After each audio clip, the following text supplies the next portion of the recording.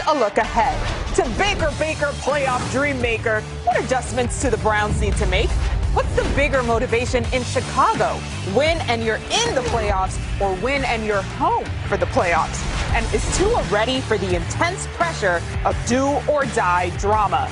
16 games on the schedule, 13 seeds up for grabs. This is gonna be good. This is NFL Total Access.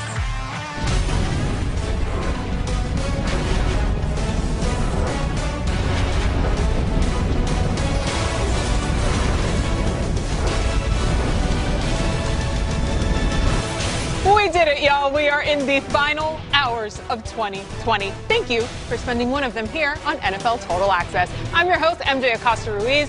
Let's close out this year probably, or properly, if you will. We're diving into all the big dramatic matchups for Sunday. My New Year's Eve team, LaDainian Tomlinson and Steve Smith Sr. So you know what that means. No filter. But before we get into all the 2021 storylines, let's check in on the latest news from around the league. Our NFL insider Ian Rappaport joins us now. Ian, you're getting some breaking news in right now that could affect this weekend's games.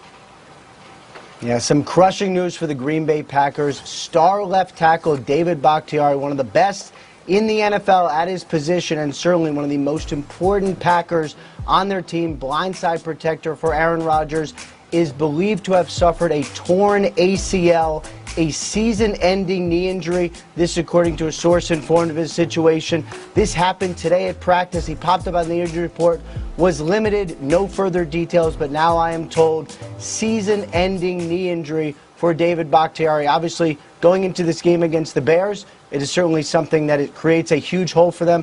But even more so, going deep into the playoffs, this is a player who signed a 4-year, more than $105 million contract extension, the most in the NFL for a left tackle, and now out for the season for the Packers.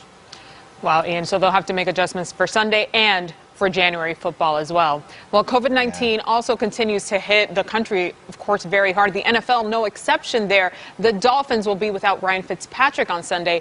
What else is going on with the team? Yeah, Ryan Fitzpatrick tested positive for COVID-19, was at practice fully yesterday, was not there today, and a couple hours ago placed on the COVID-19 reserve list. He is out not only for Sunday, but potentially for the playoffs, just because if you test positive, it is 10 days minimum, depending on when their playoff game is. Is it next Saturday, next Sunday, if they make one? Could potentially be out there. Tua Tagovailoa is still going to start, but Fitz obviously has come out of the bullpen and helped them so often. Meanwhile, for the Cleveland Browns, the COVID-19 issues continue. They had a couple key defensive members placed on the COVID-19 reserve list today. They had Denzel Ward and Malcolm Smith. Smith, the linebacker, obviously that's a loss, but Denzel Ward, one of the best young corners in the NFL. Meanwhile, the Browns, who of course have had COVID-19 issues for the last week, do get back all of their, basically their entire receiving core, including standout receiver Jarvis Landry. All those guys are clear. All right, Ian Rappaport, as always, working down to the last minutes of the year. Ian, thank you. Let's take a look here at the AFC playoff picture. Now, if the playoffs started today, the Dolphins would be in, so would the Ravens and the Browns, but unfortunately for those teams, the postseason does not start today. Seeds 4 through 7 all on the line this weekend. Let's bring in the guys. Here they are, LaDainian Tomlinson, Steve Smith Sr. Guys, thank you for joining me on this New Year's Eve edition of NFL Total Access. LT, I'm going to start with you here.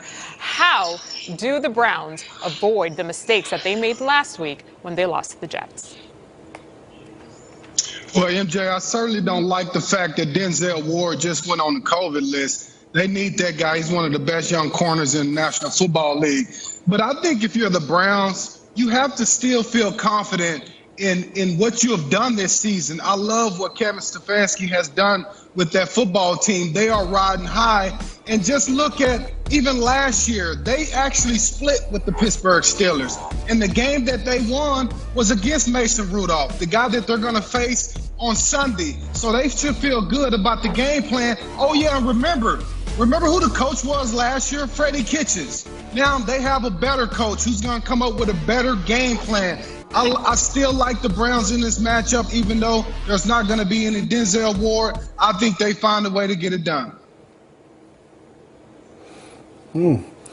Well, LT, I want to agree with you, but one of the things that is hard to glance over is week 6 against the Pittsburgh Steelers, and understanding that Coach Stefanski must not put all of the burden on Baker Mayfield. When they do that, when he is zoned in and just looking in between the hashes, he struggles. The first play against the Pittsburgh Steelers in week 6, it was a pick 6 and it was a touchdown. So if they can run the ball, which that's who they are, make no bones about it, they are a run-first offense. And if they continue to be a run-first offense, that allows Baker to be successful in between the hashes, but also outside of the hashes, and that is where he can excel. He's excelled since week 6 moving forward. Obviously, against the Jets, that's not the performance that you want, but they were short-handed because of pretty much all of their wide receivers that they planned on playing in the game with couldn't play. They had to play with guys who were on practice squad who were not supposed to be in that game. So if they can make those adjustments, they will be fine heading in there with Mason Rudolph. You know, guys, what I keep thinking about is that Browns loss last week. Baker Mayfield's post-game press conference, he was so upset, more so at himself than anything else.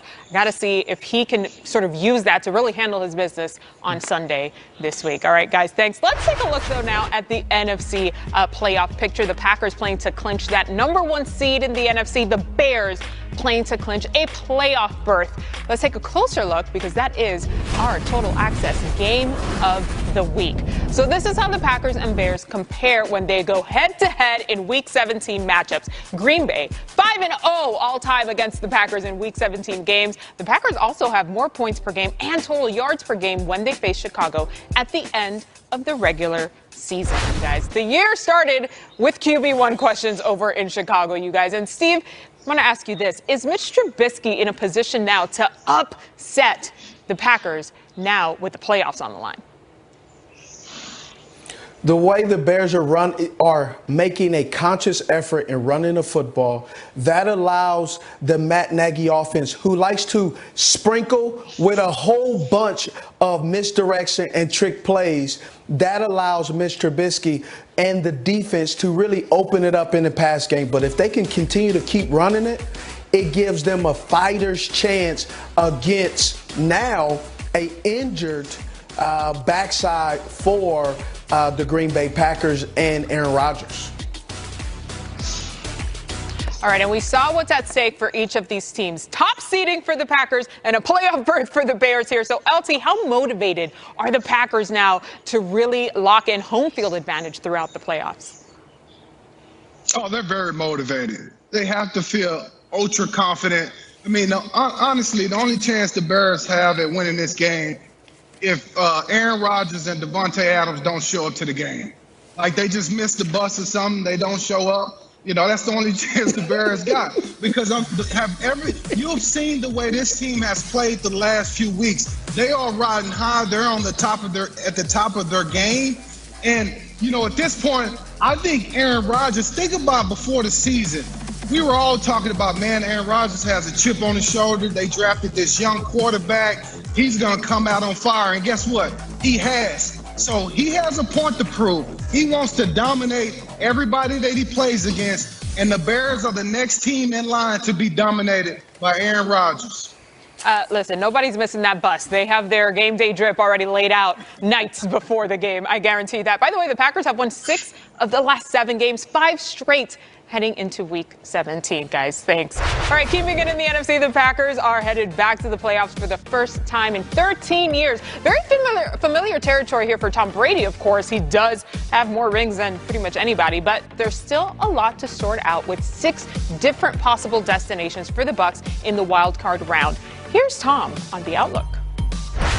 I'm not focused on a playoff run. I'm focused on getting ready to beat Atlanta. The best thing we could do is beat this Atlanta and play well, and it's going to be a tough task as is, and we'll let